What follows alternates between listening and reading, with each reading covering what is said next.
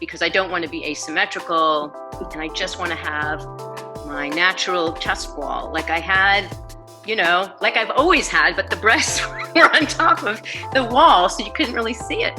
And then he said to me, and I say this now, and I share this with everyone because that moment changed my life forever. He said to me, Devorah, have you ever heard of the flat movement? And I'm like, what the hell? I didn't even know that you could describe this condition as being flat.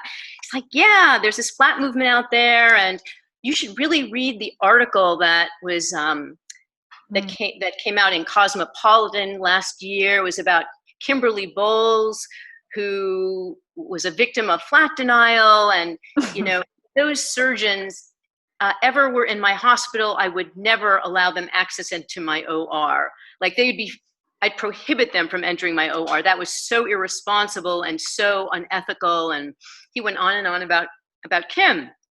Mm-hmm. Anyway, that's important because that's going to be the link to my next story. Yeah. But that was a life-changing moment for me, not because of the revelation of flat. I was glad that I had a term for that, but because he basically opened the door that I walked through and found an entire flat community, and particularly Kim Bowles, who is the president and founder of Not Putting on a Shirt, a nonprofit organization that advocates for the best surgical outcomes for women who choose to go flat after a mastectomy. And all of the activities which I know you are interested in that, I will talk about in a little bit, but that connection has changed my life. And so afterwards, I went through the surgery. In fact, I'm going to tell you a very funny story because we need funny stories. Yeah. They're not just sad. There's a lot of, there's a lot of goodness that we can find in bad. We just have to be willing to sort of look for it. And I'm sorry, I skip all over the place with my stories because it's this mind bloom thing. It's just like everything is connected. Like you don't have, it's not a linear thing. It's absolutely like all these branches and this triggers that and that triggers that. Absolutely. So I remember before the surgery, let's see, I told them, I said, I'm a baby. You got to pump me up with something that's going to, make me high. I just don't want to so they gave me, I don't know what they gave me. It was that whatever that magic drug is that begins with an M, I got it. Anyway, it was called magic. I forget, I just can't remember what it was called, but folks will know what I'm talking about. And so I'm lying on that, what is it? That cot, that portable bed thing in the area, in the pre-op area. Yeah. And I remember my partner came, my parents were there, and they were just saying, good luck and all this stuff to me. And I'm like, yeah, that it'll be fine. And so the tech started to, cart me off to the OR. And there were all these other patients there, they're separated by curtains. Mm-hmm. So as I'm going through the hallway, I'm like, hey, everyone. I'm like, hey, everyone. They're about to take off my breasts. And then I was talking about sourdough and how I'm a sourdough baker. And I'm like, this is just like sourdough baking and this is going to be fine. And, I was just going on and on about not having breasts, but being able to make sourdough. Wow. And that was the last thing I remember. Was telling everyone that I'm a sourdough baker and how proud I am of that. Right. And the next thing I knew, I woke up and my dad was actually, pushing me, or, I was in a wheelchair or something, and he was bringing me into my room in the hospital.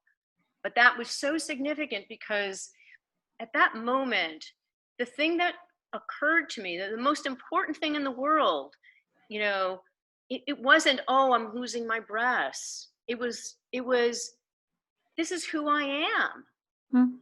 And I'm so excited to get to the other side so I can continue being who I am. Yeah. I mean, the same thing happened to me when I had the lumpectomy.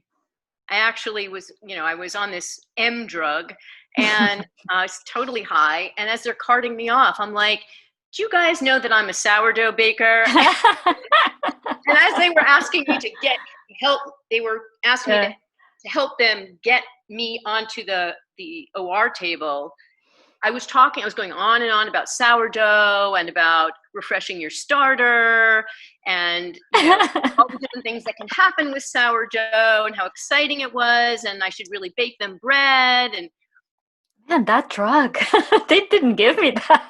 No, I know. That wasn't the drug, actually. That's my whole point. The drug just sort of helped me reduce everything to the essential. Yeah. The essential was, it wasn't even I'm losing my breasts, which was very, very interesting. It was really, like I said, this is who I am, and this is who I want to be. And without the breasts, I'm still that person. And that's the big secret. And that is a tool. Yeah. The essential, the all essential tool is, who are you? Like, what do you want from life? What makes you tick? What makes you enthusiastic? What do you love? Like, what are you passionate about?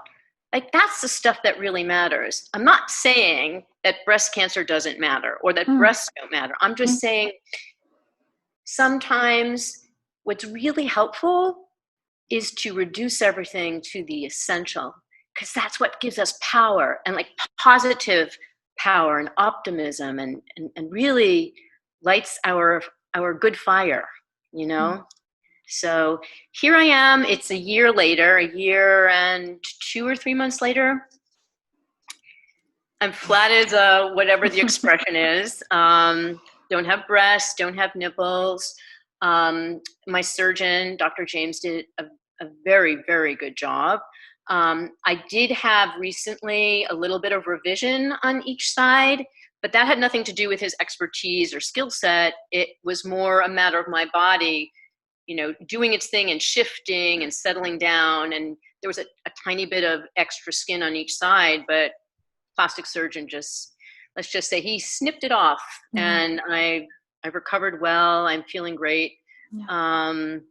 And I'm very fortunate. It's a good story. Yeah. And inspiring. Yeah. Well, it is. That's what I would hope, that women are able to place the emphasis on themselves. That's very important to a mind bloom. And I shared this with you last time we were talking. I've always, thought about these things and breast cancer and this stuff, sometimes in a very panicky way, psychiatrically speaking, even. Oh, yeah. But, and for some reason, again, I didn't know until I heard Kim Bull speak on this podcast, Your Killer Life. Hi, Tammy. Until I heard her, I did not know of this expression. I did not know that you could go one way or the other. I didn't know. And I thought that going flat would always look impeccable. Like, you just do your thing. Like, you remove everything and that's it. You're done. And some of the horrifying, I want to say, pictures even I saw on Instagram, on your account, on not your account, on not putting on a shirt account, they were eye-opening and made me think that if I ever am put in that position, I would like to have a surgeon, like you're saying, a surgeon who explains everything to me, and that I will have a vocabulary and a terminology to explain what it is that the outcome that I am looking for. Exactly.